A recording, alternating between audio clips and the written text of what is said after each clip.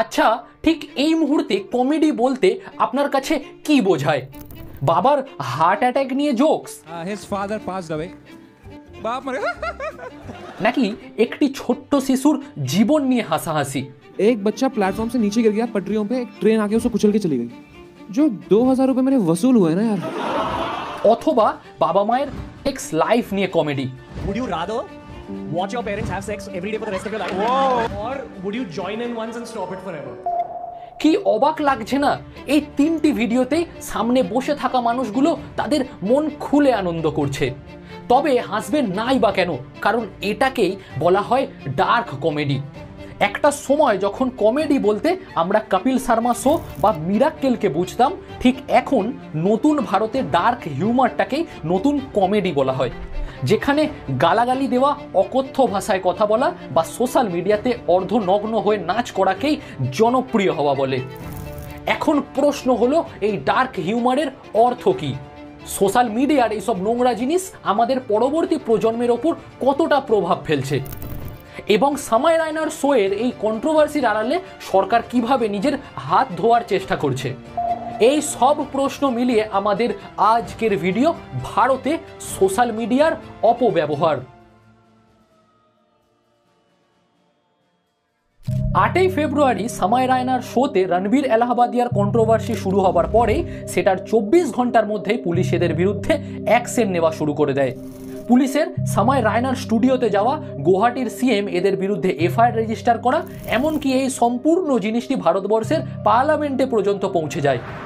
এখন যেটার কারণে এই কন্ট্রোভার্সি, সেটা হলো ডার্ক হিউমার। কিন্তু কি এই ডার্ক হিউমার? অলরাইট, এই ডার্ক হিউমারের ব্যাপারটি এবারে একটু সাধারণ ভাষায় বোঝা যাক। আচ্ছা, ধরুন আমি আপনি নিজেদের বন্ধুদের সাথে বিভিন্ন জিনিস নিয়ে মজা করে থাকি। এই যেমন ধরুন, কোনো বন্ধুর অতিরিক্ত কালো হওয়া বা কারোর মোটা হওয়া নিয়ে আমরা তার সাথে তো মজাও করে থাকি। ঠিক এই জিনিসটাকেই বলা হয় ডার্ক কমেডি বা ডার্ক হিউমার। এক কথায় সমাজে যেই জিনিসগুলোকে টাবু বা সিরিয়াস বলে মনে করা হয়, সেটা নিয়ে কমেডি করাকেই ডার্ক হিউমার বলে। কিন্তু প্রত্যেকটি জিনিসের একটি নির্দিষ্ট বাউন্ডারি থাকে, এবং সেই বাউন্ডারিটা ক্রস করলেই সেই কমেডিটা চোখের নিমেষেই ভায়োলেন্সে পরিণত হয়। এবারে ভিডিওতে এগোনোর আগে আমি আপনাদের একটি হাসির ভিডিও দেখাতে চাই, কিন্তু এই হাসির ভিডিওটি দেখে হয়তো আপনার হাসির বদলে রাগও আসতে পারে। उसमें 2 महीने का बच्चा है और उसको कुछ तो क्रेजी हो गया है, जिसके इलाज के लिए उसको 16 करोड़ रुपए का इंजेक्शन चाहिए। 2 महीने के बच्चे को 16 करोड़ रुपए का इंजेक्शन चाहिए, क्योंकि कोई गारंटी नहीं है बच्चा बचेगा इंजेक्शन के बाद, यार मर भी सकता है। আচ্ছা, একটি কথা বলুন তো, এই ভিডিওটি দেখে আপনি কতটা হেসেছেন? কিন্তু অবাক করা জিনিস হলো, সামনে বসে থাকা মানুষগুলো দেখুন এটা শুনে দিব্যি হাসছে। এটা থেকেই আসে আমার পরের পয়েন্ট। দেখুন, সোশ্যাল মিডিয়াতে আজ থেকে 10 বছর আগে যেই ধরনের কন্টেন্ট হতো, সেগুলো এখন আর হয় না। এই যেমন ধরুন, আগে কমেডি মানে মূলত নিজের হিউমার বা কমেডির টাইমিং দিয়ে হাসানোকেই বোঝাতো, কিন্তু এখন এটা পুরোপুরিভাবেই পাল্টে গেছে। ভিডিওতে অকথ্য ভাষায় গালাগালি দেওয়া অথবা এই সব জিনিসের ওপর কথা বলাকেই এখন কমেডি বলা হয়। এবারে এমনটি না যে এখনের স্ট্যান্ড আপ কমেডি পুরোটাই খারাপ, কারণ এখনও অনেক স্ট্যান্ড আপ কমেডিয়ান আছে যারা নিজেদের হিউমার দিয়ে কমেডি করে। এবারে এই সম্পূর্ণ জিনিসটি বুঝতে হয়তো আপনাদের সমস্যা হচ্ছে, তাই এখন এটি একটু ব্যাখ্যা দিয়ে বোঝানো যাক।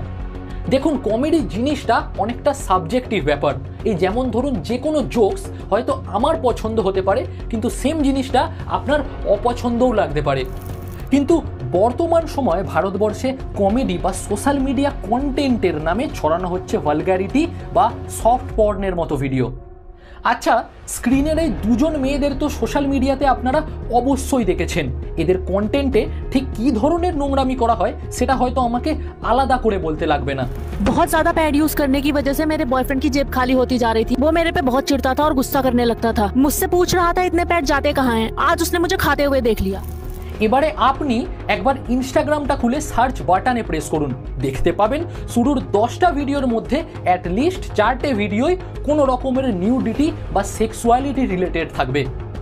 এবারে এই জিনিসটা আমাদের কিংবা আমাদের পরবর্তী প্রজন্মের জন্য ঠিক কতটা ক্ষতিকর সেটা একটি রিপোর্টের মাধ্যমে দেখা যাক। অস্ট্রেলিয়ার মতো দেশে যেখানের সরকার সম্প্রতি 16 বছরের নিচে বাচ্চাদের সমস্ত রকমের সোশ্যাল মিডিয়া থেকে ব্যান করার সিদ্ধান্ত নিয়েছে। শুধুমাত্র অস্ট্রেলিয়ায় নয়, এমন অনেক দেশ আছে যেখানে বাচ্চাদের সোশ্যাল মিডিয়া অ্যাক্সেস করার ওপর রেস্ট্রিকশন রাখা হয়েছে। এবং ভারতেও যদি খুব শীঘ্রই এই ধরনের নিয়ম না আনা হয়, তবে আমরা আন্দাজও করতে পারবো না যে এই ধরনের জিনিস আমাদের পরবর্তী প্রজন্মকে ঠিক কতটা অন্ধকারে ঠেলে দিতে পারে।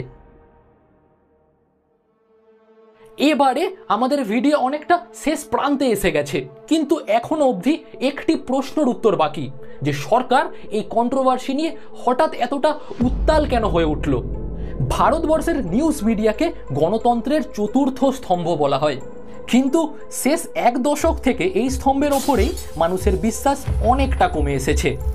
ভারতীয় নিউজ চ্যানেলগুলোতে একটি প্যাটার্ন লক্ষ্য করবেন যে এরা সময়ের সাথে সাথে মশলাদার খবর নিয়ে আসে, যেটা থেকে তাদের 2 থেকে 3 মাসের টিআরপি উঠে যায়।